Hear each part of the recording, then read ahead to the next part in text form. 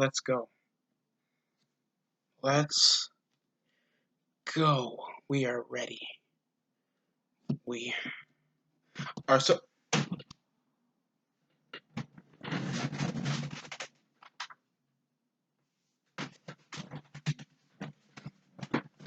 Now we're ready. Now with most of we're still to the road to the Miami Gardens, Florida for Super Bowl 54. All I can say right now is when are they going to stop using Roman numerals? Because if we hit 60, the fuck? What's next? We're gonna make it like a W shaped Roman numeral. I don't know Roman numerals. That's a scary thought. The door just closed by itself.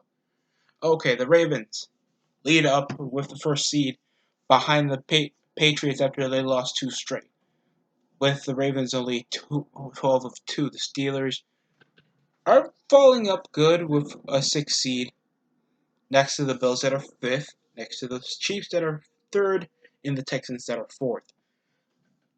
Leading up still after a rough November, late November with the 49ers still putting up the first seed next to the Packers, Vikings, Seahawks, Saints, and Cowboys, with at least the Bears, Eagles needing to win most of their games. The Rams have an easy game to get from the below 500 Cowboys up to a decent wild card race with the Vikings, thanks to the only teams projected to pretty much lose their games.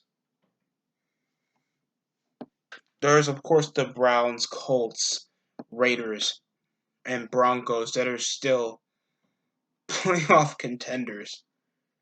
That is hard to say. That is really hard to say. Panthers got knocked out of playoff contention after they started off strong with Kyle Allen.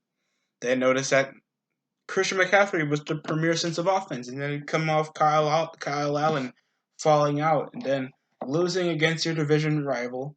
You lost against the Packers. You guys couldn't hold on for as long as you did. And all I can say is the Panthers put this upon themselves, and then they got rid of their 10-year coach that led them into their franchise's second Super Bowl appearance, had a league MVP, went numerous times to the playoffs, didn't they win 3 in a row with over 10 win seasons?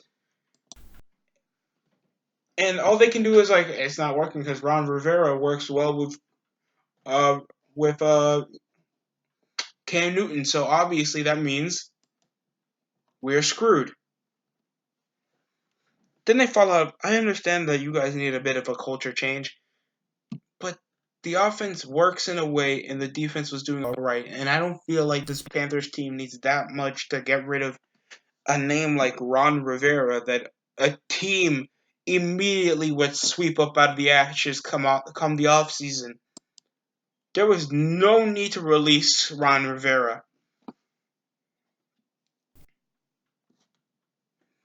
So let's just at least go over Week 15 schedule. Ah.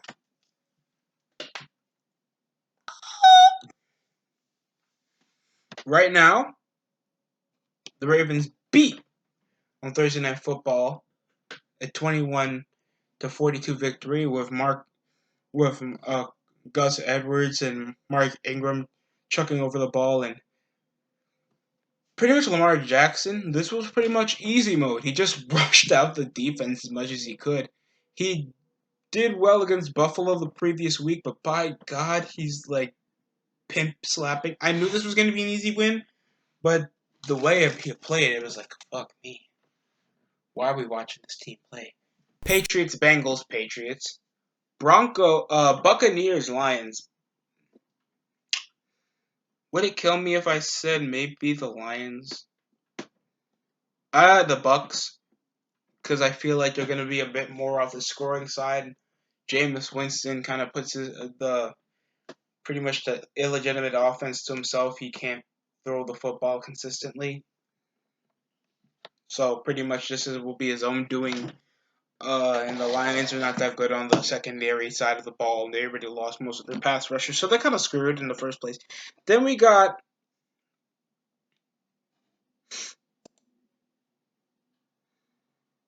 Texans, Titans. Both of these guys are equally matched in a sort of way, and they have a tied record. And they have a tied record with one of them falling off, leads the division and takes over the wild card spot.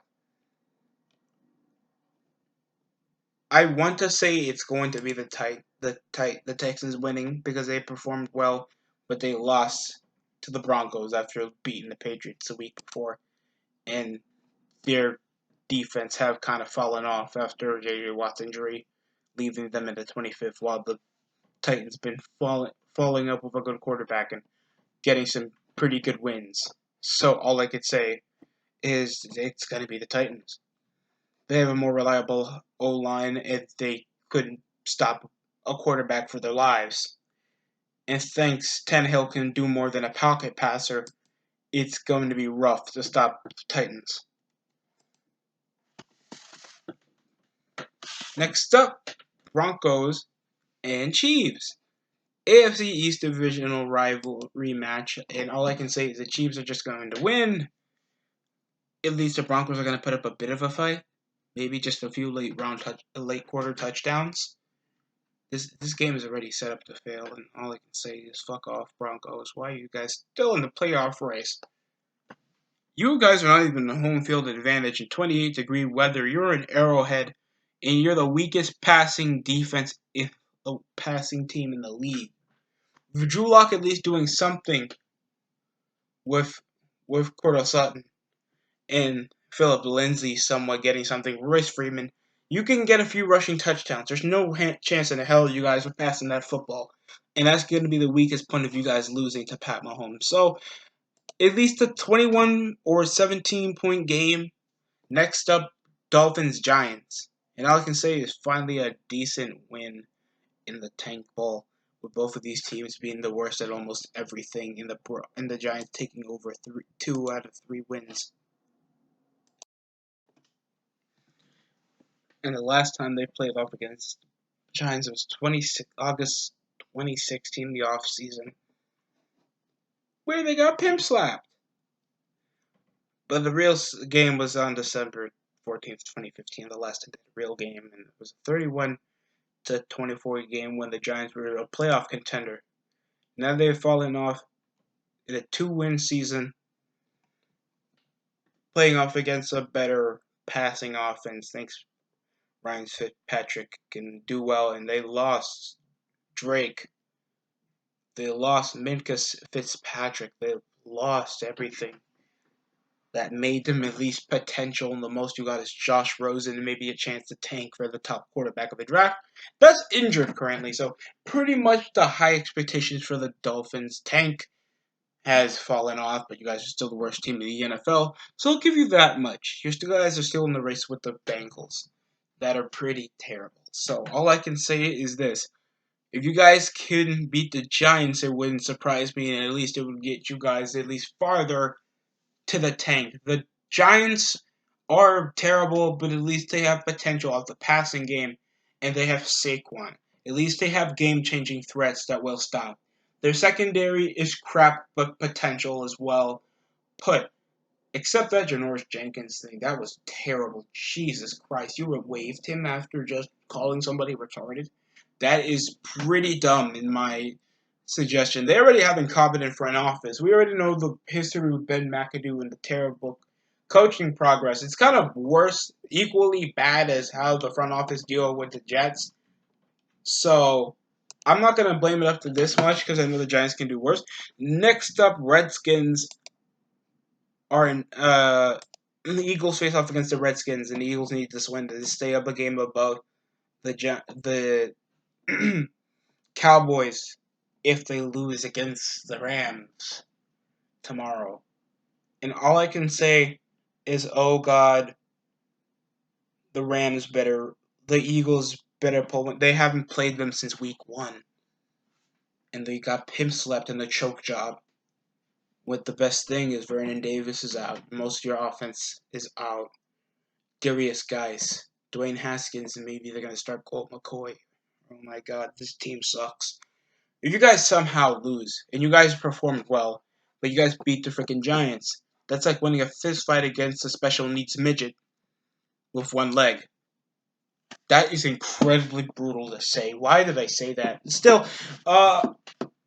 wow. If you guys can't beat the freaking Redskins, you guys are falling off in the playoff picture, and this has already been the most disappointing season ever in the NFC East's history. Choke jobs off the wazoo, losing 4 straight consecutively, especially of the Cowboys' part. The Giants and Redskins are at least rebuilding. The Cowboys and Eagles are supposed to be contenders.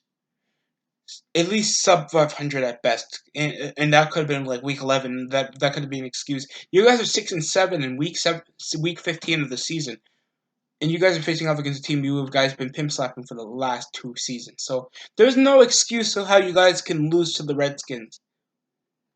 So please follow up, because I know some of you guys have injury problems, but at least I can see a bit of potential. You guys have decent receivers to follow up. Josh Norman. Oh, God. And Collins. Oh, God. Didn't they pick up a Giants corner? And, oh, my God. They lost Ryan Kerrigan again. Oh, boy. They have terrible luck. The Redskins are just a franchise that's wanting to fail. It's wanting to fail. Everything in Washington gets hurt. You got the Capitals, the Nationals, and then you got the Wizards and the Redskins. That's just upsetting. Hockey and baseball is more freaking successful than the 2 most popular sports in America. And that's sad. Next up, we got the Seahawks against the Panthers. Seahawks got an easy game on the road. If they can't just pull up against they're not the best run stop defense in the league. They're 26th. I know they're not the Legion of Boom. They can at least ball hawk, and I saw that against the Rams, but they got pimp slapped. But they pimp slapped them. They have a They have a good receiving core. They're second. All you did was pick up Jadeveon Clowney, and even he had some slow pace jobs to stop the run. But he can get some tackles out. You guys have a defense that's yet to be desired, and I've seen that a lot. Let's just go over what the Seahawks have and how the mighty have fallen from the Legion of Boom, but they're still a 10-win team with the second best record in the NFC East with a wild card slot that could easily be clinched. Because the only team I think that clinched a playoff bye is literally just the 49ers. And this is coming off a big winning streak. The Seahawks were up and under the season. We thought they were going to be falling out, and then they picked up Jadeveon Clowney. And then DK Metcalf happened. Carson and Rashad Penny happened. Russell Wilson giving it over to Tyler Lockett. Disco and Metcalf like it's goddamn candy happened. I can't complain. The Seahawks look like they're not going to win a playoff game, but at least this season they have shown their guts. They have been a team on the watch. They have been a team that's scary to watch. And they upsetted a Super Bowl, a team that made the NFC champions from last year, and the team they have already upsetted in the NFC championship a couple seasons prior. Most of the questionable injuries come off tight end Luke Wilson, not that important. Shaquille Griffin, Michael Kendricks. Wasn't he Yeah, he was an Eagle. He's out. And Ziggy Ashish. And Rashad Penny that got injured last week against the Rams. And the only person out for the game is, importantly, Greg Olsen. Mario Anderson, Shaq Thompson. I know it's Eric Reed and Garrett Chin. Those are the most questionable injuries we have. But Wilson is an MVP candidate for like how many times? I can't even count on my hands now. And he's been the most threatening offensive player in the league. Then we got Michael Kendricks. That's a questionable injury. Trey Flowers, Ryan Neal. I forgot they lost their best safety to the Ravens. You still have to chuck it over to Tyler Lockett, Jacob Hollister now, and DK Metcalf that's been having a breakout year, even though he's shown that he's not a good route runner.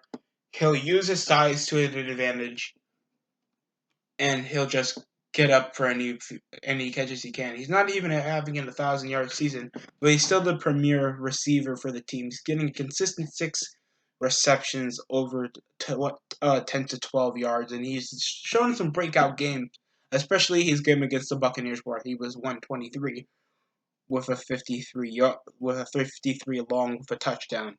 And he got 2 touchdowns against the Falcons, but those are against below 500 teams from the NFC South, where he could play his style, thanks to South-type football, in Georgia and Florida, where a big muscly guy for DK Metcalf to actually thrive on. So I'm not going to excuse it. Seattle Seahawks have an easy whimper, so I'm not going to try to ride on the bandwagon that the Seahawks are going to be prime contenders. But this could be an easy game. The Panthers are still a difficult team to play against, but still. We got a big proving game against a team on the playoff hunt on the rise trying to take over the Cowboys spot, and that's going to be the Chicago Bears against the Packers.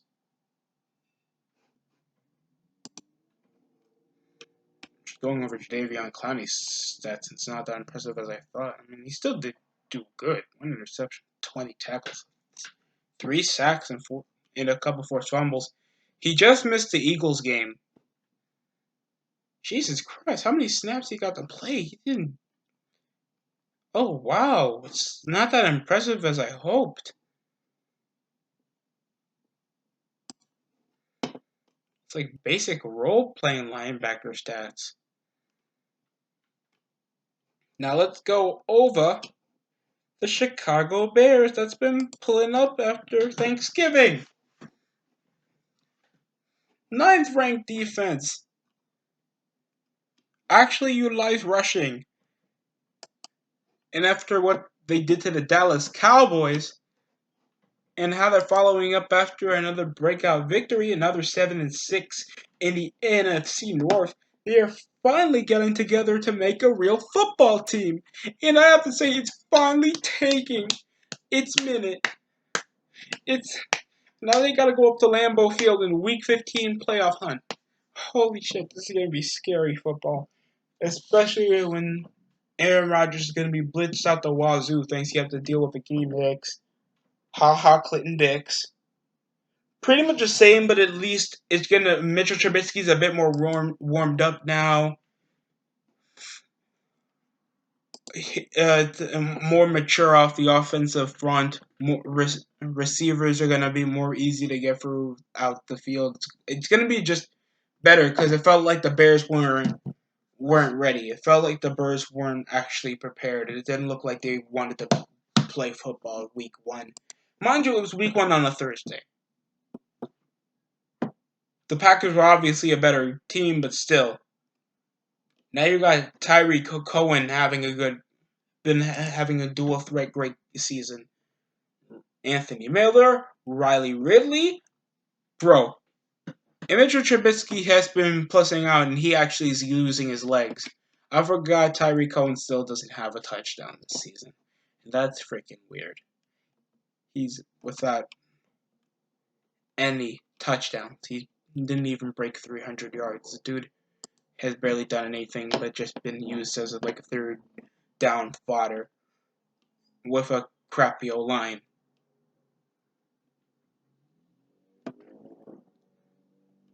Still, there's Cordell Patterson that's still being mainly used as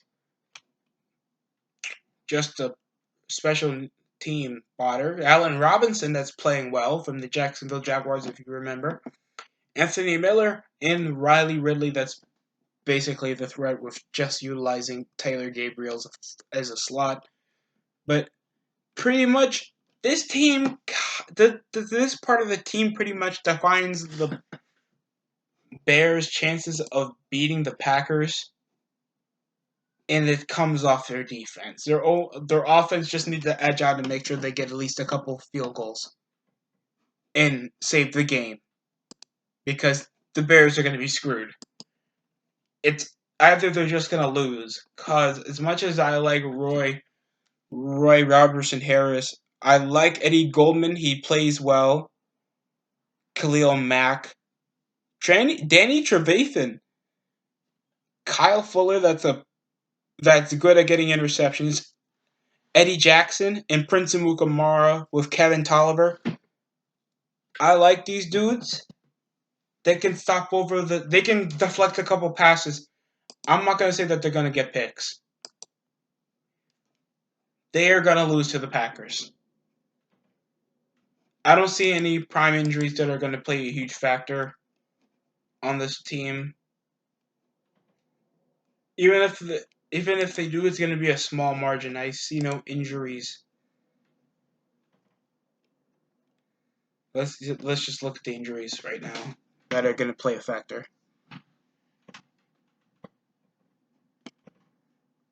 Levante Adams, didn't he come back a couple weeks ago?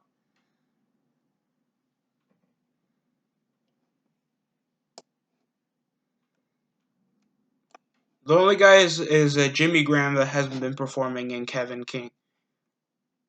Yeah, it's only Kevin King and Jimmy Graham. Well, we have a couple guys out.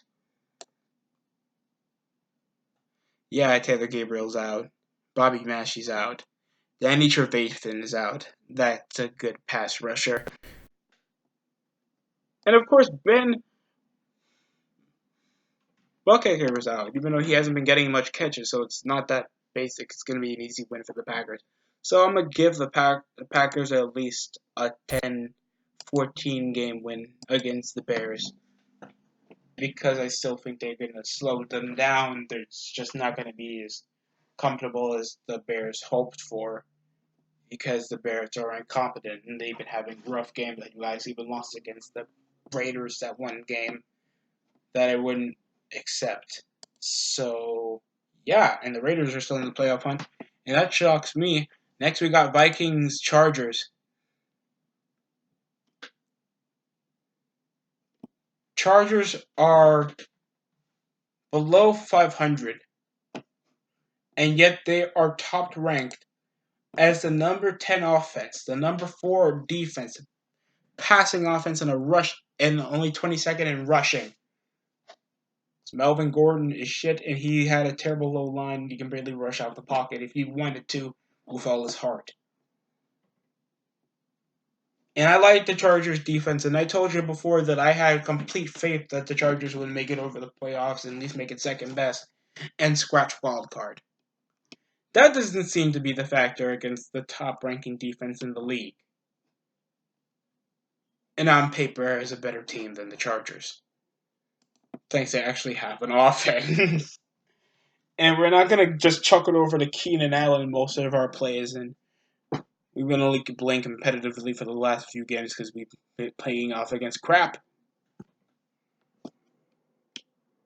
We were playing against crap. Now we're 5-8. We're eliminated from playoff contention. Our team is terrible. And most of our guys are pretty much useless. Mike Williams and China Nassau with Drew Tranquil and Thomas Davis. This is really not that interesting. Alexander Madison, only Alexander Madison and Xavier Rhodes means much to the team with Jerome Crease. And he's a good safety.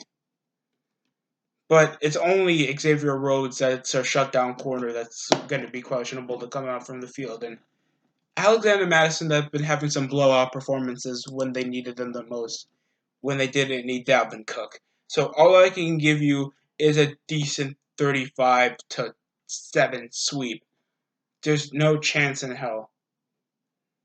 I'm shocked that they're still top ranked. I'm shocked. I'm being serious. I'm not trying to be rude, but how are you top ranked as the top offense and the top defense, or top anything at this matter while you guys are below 500? Does that make sense to you? Mike Williams is out. Jason Moore hasn't been performing well. Phillip Rivers is just a glorified stat pattern that chucks over a football like it's a fastball. And he's only 20 of 15 because nobody can catch their footballs. He's been performing so minusculely and relying mainly on just him chucking the football for play action fakes or drawing out pocket plays like it's 2010. The dude had his worst performance against the Chiefs. Bruh. He had crappy performances when they needed him the most, when you had the Steelers, Titans, Broncos, where I thought you guys were supposed to stay alive. You guys lose to field goal range or touchdown lead games, and he's putting up these amazing games where he's getting 300, 200, 250 with a 3,000 yard season with an RTG of 90.7. How in the hell is that possible? How? At least there's Melvin Ingram, Thomas Davis, Denzel Pierman, of course you know Joey Bosa, Justin Jones, Derwin James, Desmond King, Casey Hayward, Rashawn Jackson. Oh god. At least Derwin James made me happy. He got some good picks. He got some really good picks. He's been playing well on defense. Even though it's been mainly pass deflections, and he's just been playing recently where he at least allowed when he got like 2 tackles. He hasn't played this least, and this is only his second year, and he suffered an injury like preseason. So it's understandable, but he had his best performance last week in a blowout game against the fucking Jaguars. You played against the Jaguars. I could do that.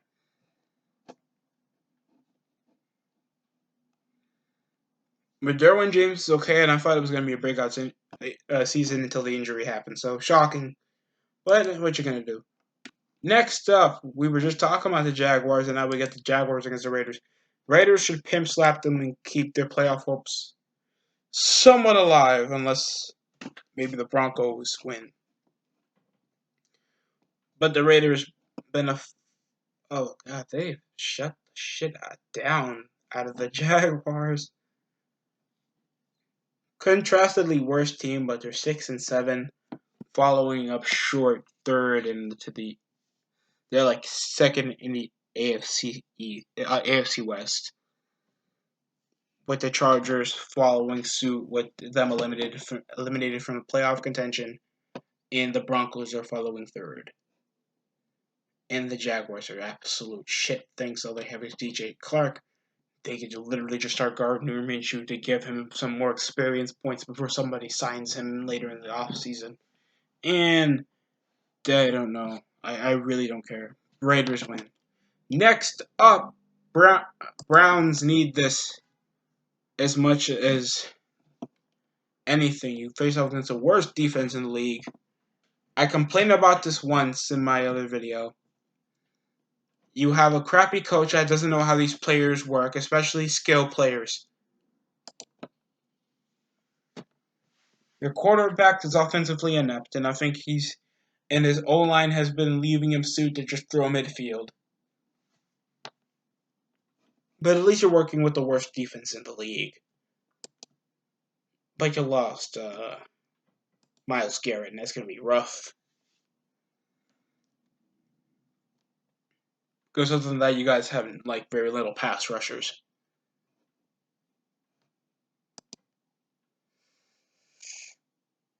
And wow, where's David Njoku? Where was Jarvis Landry over the past couple weeks with your magical comeback into sub 500 where you guys are still in the playoff hunt. I'm just saying. I'm just saying. There's already controversy over Odell Beckham in just one season already bitching and moaning that a season wouldn't go his way like he's the Super Bowl contender, like he's an MVP candidate, even though he's still below 1,000 yards. And the dude is already with a groin injury that he's been complaining of for the last couple weeks. Even though we got Chris Hubert injured, J.C. Titter, Oliver Vernon, that's out for the game. And we already been having offensive line and secondary issues with Denzel Ward and Grady Williams. Like, this team is already a mess. You're done. That's night-night, son. You guys are already like a crappy, mediocre offense that could be good in college ball.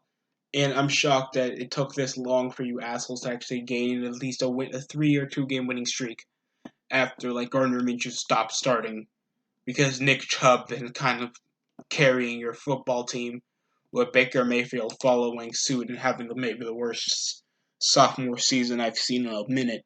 So, yeah. How was he doing?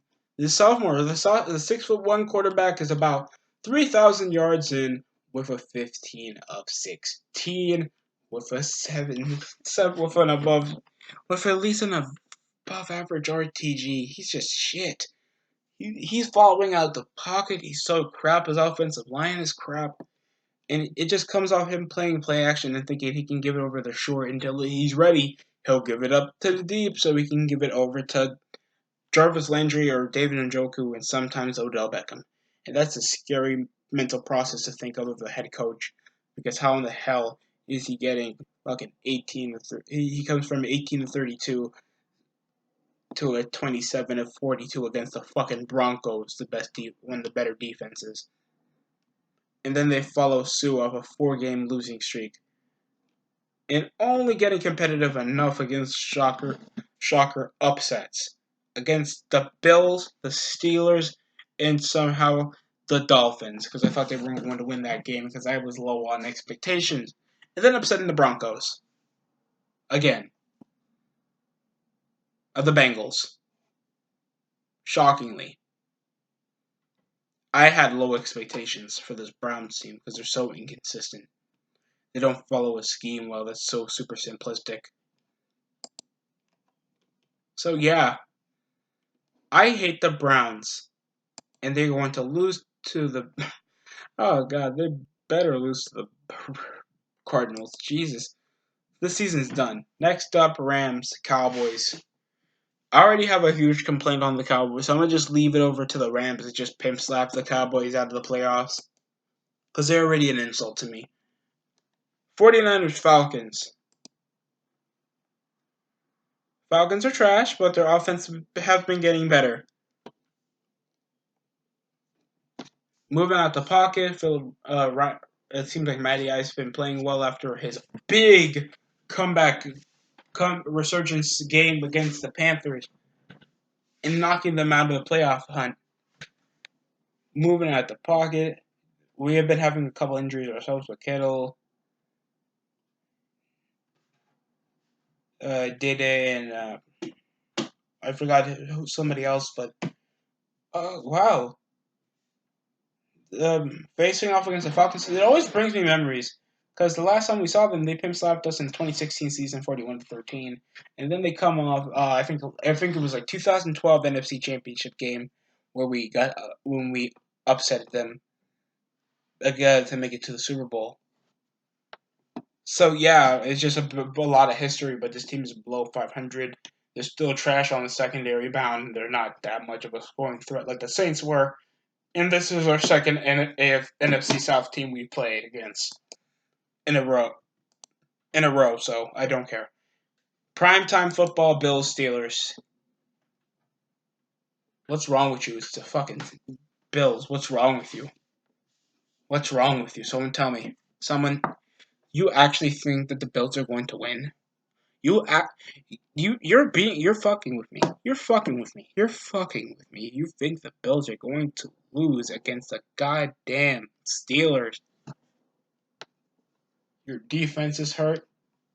Your receiving core is not that explosive or threatening. Mason Rudolph can barely get a pass off without his O-line collapsing. Seeing the secondary could at least stop a second and short. And the Steelers' defense is so crap. It's child's play to watch. And they have potential, mind you. They have potential. I'm not gonna lie to not say that they don't have talent on their squad. It's just watching them perform. It's so terrible because I like James Conner. Mason Rudolph isn't bad of a quarterback. I like Juju, but he's not the number one option. We know he just. Antonio was just such a good fit because he had somebody to play off. And if they couldn't give it to Antonio, they would give it off to Juju to make some good plays, and he's a good pass blocker. Juju isn't that number one option. He doesn't have the skills to show he's the number one option because he had a breakout year and he's popular. I'm just saying. I'm saying this from the heart because I respect the Steelers, and they're still They're still 8-5, down the playoff hunt, taking a wild card spot for a somewhat AFC North that's been kind of overshadowed off Lamar Jackson's breakout season with the Ravens. So all I can say is happy hunting because the Bills are going to fuck you up defensively and make sure how TJ Watt and your defense can actually stop Josh Allen. So all I can say is good luck. Because let's just go over the injuries of the Bills right now.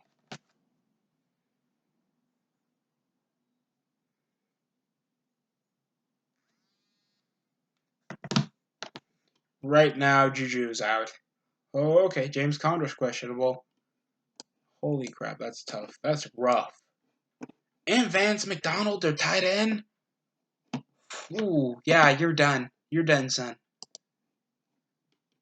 I expect at least a 20-point game, and then we have Saints and Colts to call it off for Sunday night.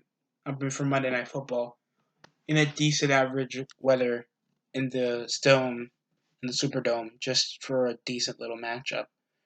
Where they're in the playoff hunt, they're 6-7, following down with a mediocre AFC South that at least the Texans and the Titans are at least battling for contention. And Jesus Christ, the Saints are just gonna pimp slap them. Marlon Mack is good, but oh god, you can't stop their rushing defense. You can't stop their run stop. That's gonna be rough. And Marcus Peters, Marshawn Lattimore, Michael Thomas is still untouchable, and the dude has barely dropped a pass. So all I can say is, rest in peace, Colts. I can see 2-3 touchdowns later in the second half, but unless Jacoby Brissett is more experienced, there's no chance in hell you guys are touching the Saints, and that's a tough pill to swallow. And that's all I want to say for this week. For my week 15 picks, this has been a pretty rough, depressing trip down memory lane for some of the topics I had to bring up. And hopefully this week gets a bit better for everybody and every franchise and that retarded fan. But still, thank you for watching. Like, comment, and subscribe. And, share to your friends so you can see what I got. So, that's all from me. Enjoy the DST show.